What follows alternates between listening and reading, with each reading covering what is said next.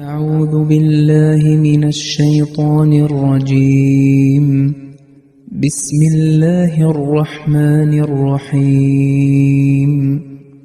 الذين إذا أصابتهم مصيبة قالوا إنا لله وإنا إليه راجعون. السلام عليكم ورحمة الله وبركاته. സൂറത്തുൽ ബഖറയിലെ 157 വചനമാണ് നിങ്ങൾ കേട്ടത്.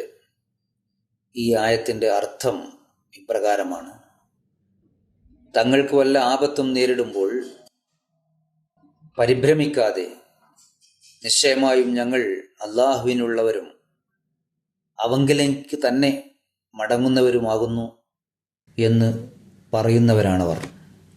ഈ ആയത്തിനെ വിശദീകരിച്ചുകൊണ്ട് സയ്യിദുനാ ഹദ്റത്ത് മുസ്ലിഹ് മൗഊദ് റളിയല്ലാഹു തആല അൻഹു പറയുന്നു, ഈ ആയത്തിൻ്റെ വിവക്ഷ സത്യവിശ്വാസിക്ക് എന്തെങ്കിലും പ്രയാസമുണ്ടാവുമ്പോൾ നിലവിളിക്കുന്നതിന് പകരം പൂർണ്ണമായ ദൃഢവിശ്വാസത്തോടുകൂടി അവൻ പറയും, നമ്മൾ അല്ലാഹുവിൻ്റേതാണ്, അവനിലേക്ക് തന്നെ മടങ്ങിപ്പോകുന്നവരുമാണ്.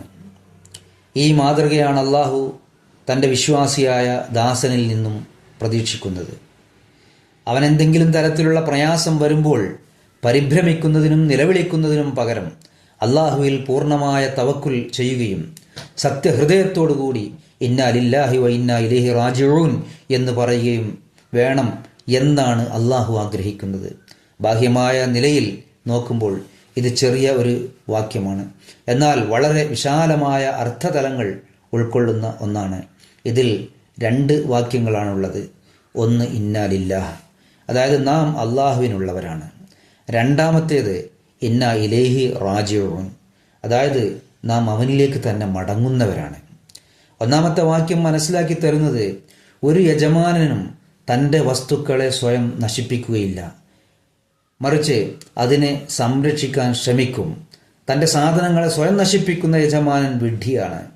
അതുകൊണ്ട് ഒരു ദാസൻ താൻ ദൈവത്തിൻ്റേത് മാത്രമാണെന്ന് സ്വയം മനസ്സിലാക്കിയാൽ, ദൈവമാണ് തൻ്റെ യഥാർത്ഥ യജമാനൻ എന്ന് മനസ്സിലാക്കിയാൽ, ദൈവം തന്നിൽ നിന്ന് എന്തെങ്കിലും തിരിച്ചെടുക്കുമ്പോൾ അല്ലെങ്കിൽ ഏതെങ്കിലും പ്രയാസമുണ്ടാവുമ്പോൾ എൻ്റെ നാശമാണ് അല്ലാഹു ഉദ്ദേശിക്കുന്നത് എന്ന ചിന്ത അല്പം പോലും അയാളിൽ ഉണ്ടാവുന്നതല്ല. ഒരു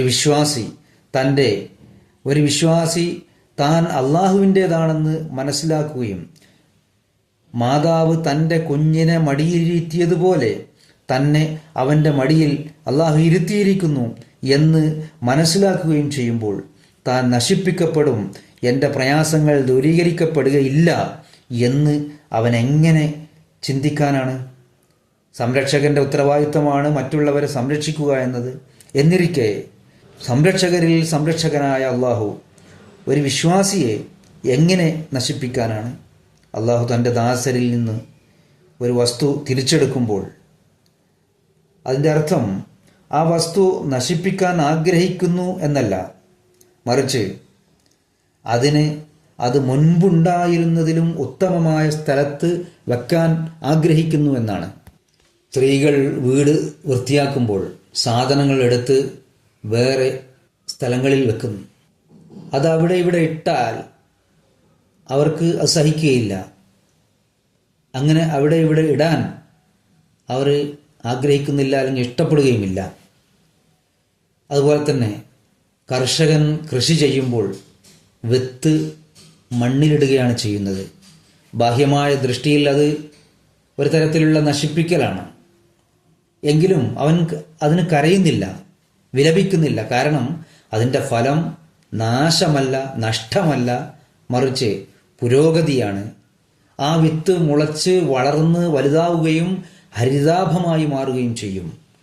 മനുഷ്യൻ സുന്ദരമായ വീട് നിർമ്മിക്കുമ്പോൾ അവൻ തൻ്റെ ആദ്യത്തെ വീട് പൊളിച്ചു മാറ്റും. അപ്പോൾ അവൻ കരയുന്നില്ല, മറിച്ച് സന്തോഷിക്കുകയാണ് ചെയ്യുന്നത്. ആകയാൽ ദൈവം തൻ്റെ യജമാനനാണ്. അവൻ എന്ത് ചെയ്താലും അത് എൻ്റെ നന്മക്കാണ് എന്ന് മനസ്സിലാക്കുകയും ചെയ്യുകയാണ് വേണ്ടത്. ദുഃഖം പ്രകടിപ്പിക്കുന്നത് ക്ഷമക്കെതിരല്ല. വിവാഹവേളകളിൽ പെൺമക്കൾ വീട്ടിൽ നിന്നും പുറപ്പെടുമ്പോൾ മാതാപിതാക്കൾ കരയുന്നു. അത് അക്ഷമയോടെയുള്ള നിലവിളിയല്ല, കാരണം അതൊരു വികാരമാണ്. എല്ലാ മനുഷ്യരിലും അത്തരം വികാരമുണ്ട്. എന്നാൽ തന്നെ ദൈവം നശിപ്പിച്ചിരിക്കുന്നു എന്ന ചിന്ത ഉണ്ടാവുമ്പോൾ അത് വിശ്വാസത്തിനും തവക്കുലിനും എതിരാണ്. ഇന്നാലില്ലാഹ് എന്നത് മനസ്സിലാക്കി തരുന്നത് മുസീബത്ത് വരുമ്പോൾ, പ്രയാസം വരുമ്പോൾ കാഫിർ താൻ നശിപ്പിക്കപ്പെട്ടു എന്ന് മനസ്സിലാക്കും. വിശ്വാസി മനസ്സിലാക്കുന്നത് ദൈവം ഈ പ്രയാസത്തിൽ തനിക്കായി ഇതിലെന്തെങ്കിലും നന്മ ഉദ്ദേശിച്ചിട്ടുണ്ടാവും എന്നാണ്. അല്ലാഹുമ്മ സ്വല്ലി അലാ മുഹമ്മദിൻ വഅലാ ആലി മുഹമ്മദിൻ വബാരിക് വസല്ലിം ഇന്നക ഹമീദും മജീദ്.